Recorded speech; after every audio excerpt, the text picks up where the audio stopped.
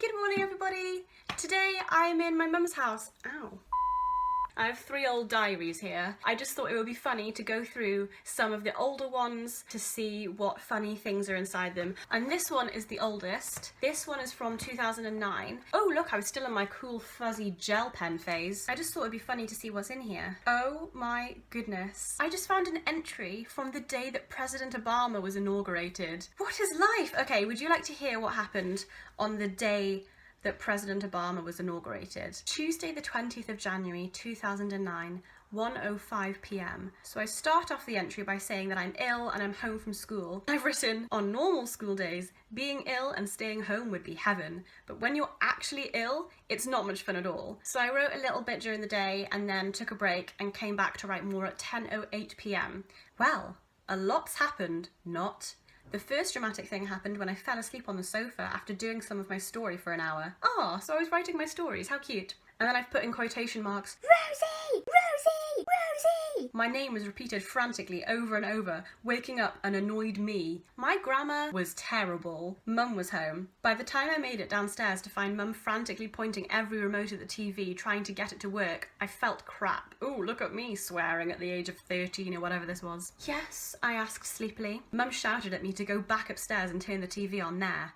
Grr, I had only just made it down the stairs. Basically, I'm complaining about the fact that I was ill and Mum had rushed in from work and was like calling me downstairs and then sending me back up again as soon as I got there. I was a whingy teenager, clearly. With Mum so close behind me that she could have been my tail, I trudged back upstairs and turned the TV on with a very impatient Mum at my side. This is really descriptive. This almost reads like a story. Look at me being narrative. At Mum's order, I quickly flicked it to BBC One and flopped down onto the floor. How dramatic. I don't want to miss Barack Obama becoming president, was Mum's answer to my unasked question. I had groaned half asleep again and was only happy and satisfied when Josh came online and put his webcam on. That sounds dodgy. Josh was just my best friend, so I think I meant that he came on MSN and we like webcammed each other and had a chat. But that does sound really dodgy, I'm aware. Oh, and then I just talk about the conversation I had with Josh for the rest of the day. So I didn't even pay any attention to the Obama thing.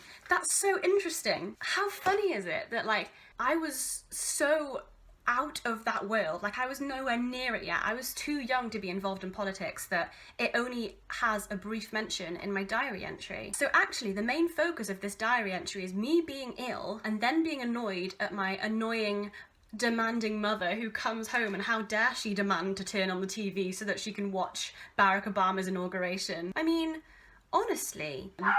Georgie, do you mind? Okay, so I've now found an excerpt from Monday the 2nd of March 2009, 10:57 p.m. Damn, planning this party is stressful. My birthday party is in 19 days. 19 days? That's so long! Why was I stressing about it? Then I've made a list of people I wanted to invite and I've said, the people I've invited are purposefully only my closest friends and an odd number. This is part of my cunning plan. If at any point we split off into couples, I would want everyone to be with someone, so I've paired them up. What? Who was I? I paired my friends up secretly. Thing is I didn't mean this in a negative way. I meant this in a positive way. I was like, oh, if I invite loads of people who don't know each other, then what will happen? They'll probably just feel awkward and like sad. So what did I do? I invited people who I know could very easily split off into couples. I was a weird child. And why would we at any point split off into couples at my party? Because it's prom themed.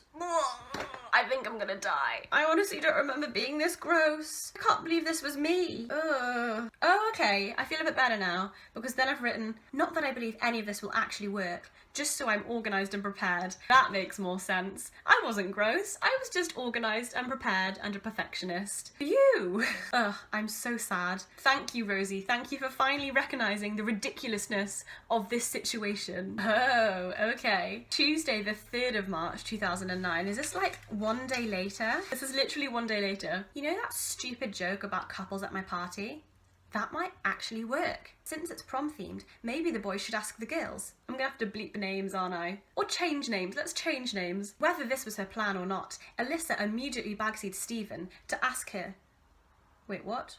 How can you bagsy someone to ask you?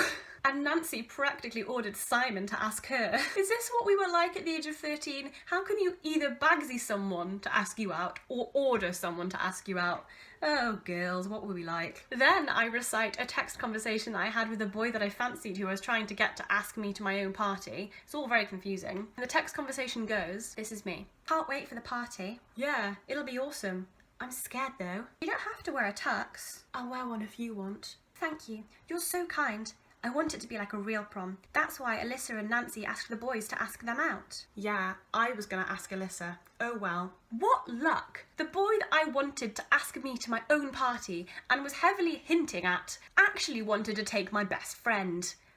What was my life? So I decided that since that didn't work, I'd go old school. I would ask you to go with me, but you like Alyssa and the boy asks the girl. Oh my goodness. How more blatant and obvious can you get? The next lot of texts are too confusing to write out. In short, we're going to my party together.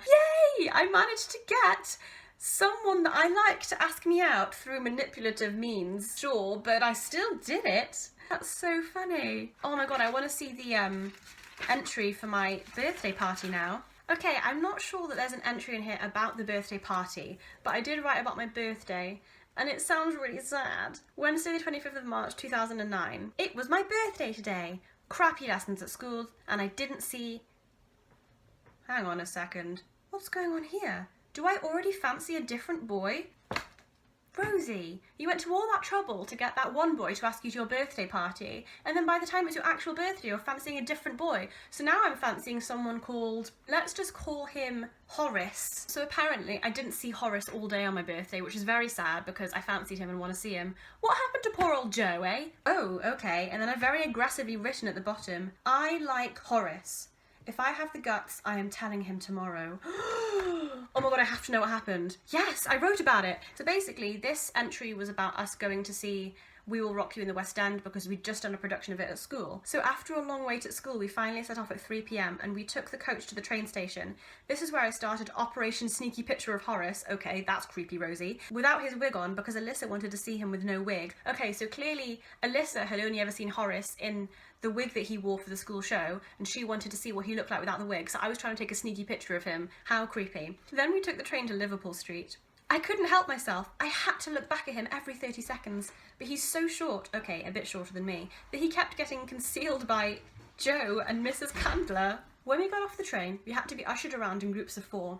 Typically, Horace was not in my group. Then we got onto the tube, and typically I got separated from my group into a corner, clearly visible to Horace, who was separated from me by about 15 people. I didn't want to look like a loner, because nobody was talking to me for the fact that 2 fat men were in my way. So I wrapped one arm around the pole to keep me steady and took my phone out to look at my pictures. Every so often I would look up, scan the tube and catch Horace's eye where we would grin at each other, or I would show him the picture that Lottie drew of him on my phone.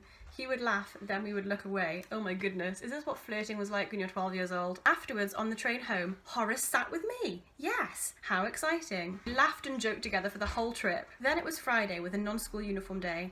Okay, so I didn't even round off the whole Horace thing. What happened with Horace? I want to know what happened with Horace. Never told you. I don't think we'll ever know what happened with Horace. So, I guess we'll never know A, what happened with Horace, or B, what happened to poor Joe. We'll never know. Also, I've spent the last 40 minutes reading from the one diary, so I guess we'll also never know what happens in these 2. I'm gonna go now, but I hope you enjoyed this video. I hope you enjoyed delving into 13-year-old Rosie's life and watching me learn how ridiculous and teenagery I was. It's just honestly quite a learning experience for me, really. But I've had a good day. I hope your day is as good as it can be, and I'll see you next time, guys. Bye!